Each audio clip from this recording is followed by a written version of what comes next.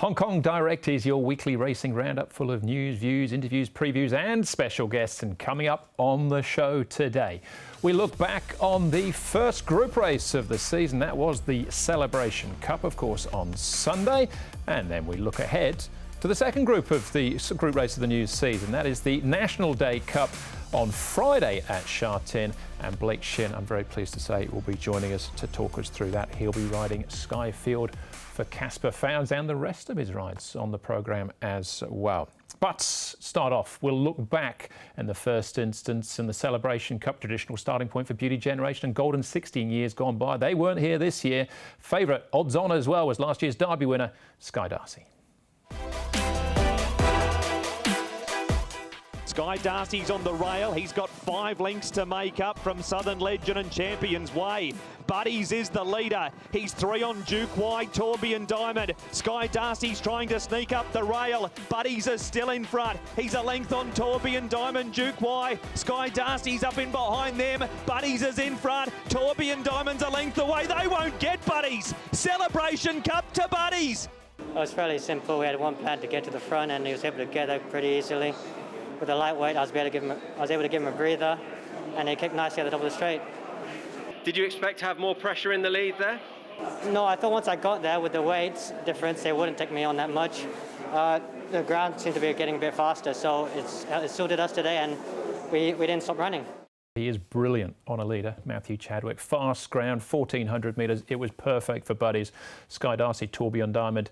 They'll get better as they get later on in the season. But job well done to Matthew there and Tony Cruz in the Celebration Cup. Now, Golden 60 won that race last year, as you'd have seen if you're watching last year's show.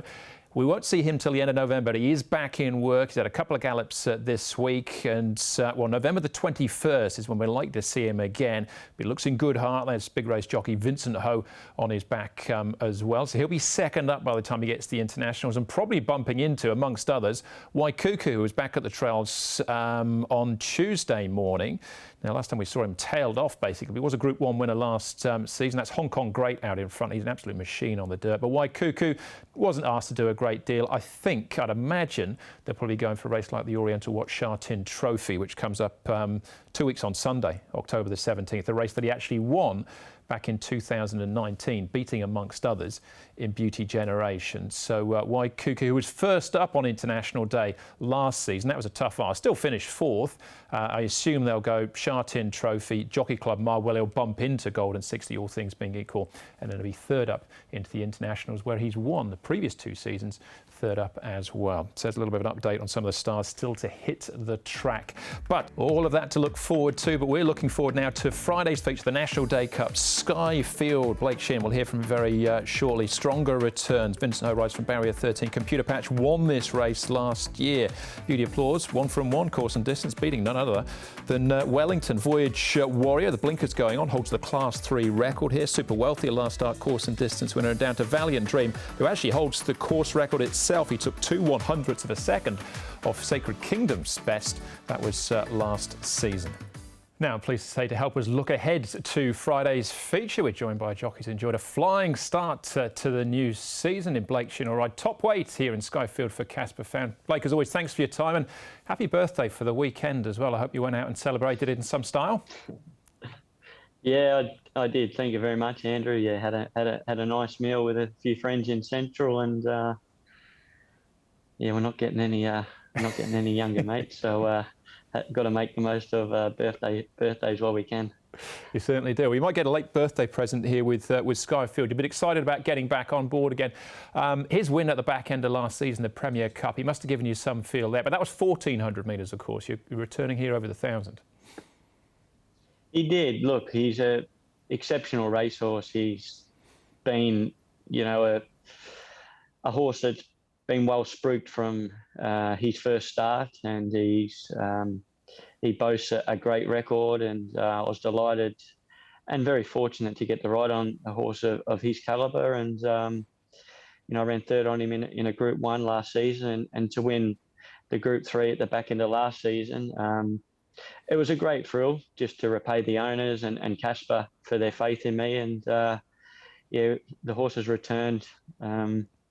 I feel a much more mature horse now.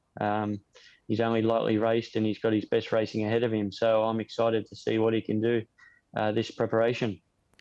That trial he had on the all-weather leading into this, you didn't ask him much of a question, but he looked, to the eye, he looked like he was very strong to the line. He was. He was a little bit fresh in the early stages and a little bit keener than what I would like. But obviously his first trial back, that's understandable. So I just looked after him over the concluding stages and kept a fair bit in the tank. It was a 1,200 metre trial and he's resuming at 1,000 metres. So we didn't want him to have too hard a trial. But I was very happy with his condition and the way he's returned. And, he's a fully furnished racehorse now. And, I think he's going to really make his presence felt in the Group 1s, this season. So Friday's a starting point of 1,000 metres. I'm sure we're looking further, up in trip down the track. But with all this pace engaged, there is a lot of speed in this as well. That's got to suit him, hasn't he? Skyfield's a horse that he's, although he won at 1,400, he's got a dynamic turn of foot, and that's one of his best assets. And if they overdo it in front on the weekend, and he gets the right circumstances, albeit he's carrying 133, and it's going to be a bit of a task. You can't certainly underestimate a horse of his quality. Just another question on the race and the makeover, because I know you rode Super Wealthy last time and won on him. It wasn't a choice you had to make because he only got 113 pounds, but with a lightweight on his back, is he a danger, do you think? Most certainly, yes. Super Wealthy is a horse I've got the utmost respect for. I spoke to you guys on Racing to Win prior to his first up run since joining David Hayes, and I really admire this horse. He really impressed me since joining David's care. And, although he hadn't run over 1,000 metres, I was hoping that he could do something like that. And, I was very proud of the horse and what he did on that occasion. And he's a horse that he's only 6 years old. Oh, he's 6 years old, but he's very lightly raced. And he's got his best racing ahead of him as well. And down at 113, Skyfield's got to give him 20 pounds, and it's going to be a big task. But he's certainly one of the main horses I'll be looking out for in the race on Friday.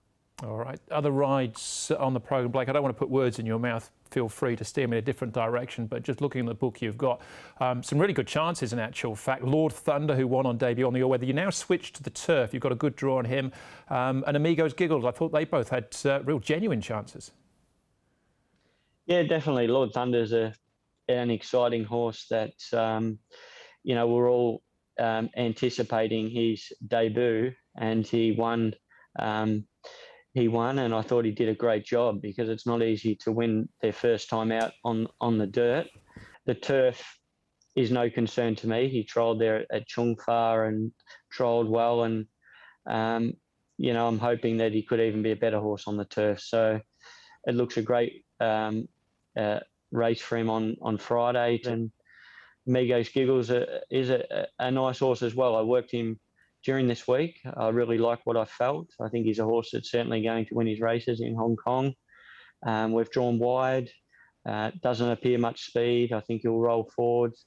Michael Chang's taken the blinkers off. I think that's a key gear change, and especially going up to 1,400. And yeah, I'm confident that he'll run a terrific race as well. Great stuff. As I mentioned at the start, you've had a pretty decent opening month. That 4-time was huge at Sha Tin. The better horses are coming out now. So you must be excited about the season ahead now, Blake, and the chances you've got heading towards December and beyond. Yes, I am. Look, I've started this season a lot better than I have my previous 2 seasons in Hong Kong. If I look back at last season, it took me a month to ride my first winner, and then basically another month to ride my second winner. So to build that traction was a little bit difficult.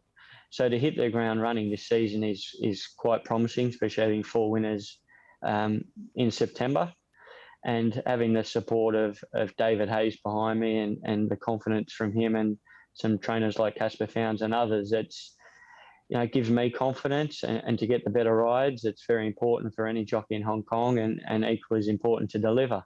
So I think I'm starting to show that the trainers and owners I can do that. And if we can remain consistent, I can't see why we can't have a great season this season.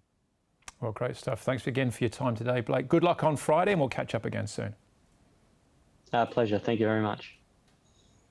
All right, as far as the diary is concerned, then we're racing on Friday, of course, for the National Day programme. Then we're back into the normal fixtures of Wednesday at Happy Valley, and then back here on Sunday again at Sha Tin. We're 2 weeks Sunday away from the Premier Bowl and the Sha Tin Trophy itself. That's the show then. Thanks for watching. I'm going to leave you with a National Day Cup from 2016. Amber Sky, Peniophobia, Group 1 horses in their own right, but it was Amazing Kids and Brett Preble who got there late. Enjoy this. We'll see you again on Friday. Bring all the action from Hong Kong direct to you.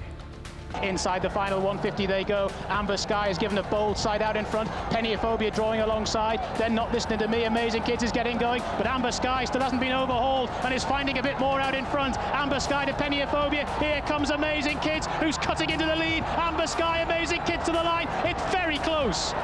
Possibly Amazing Kids over Amber Sky, then Peniophobia, all you wish.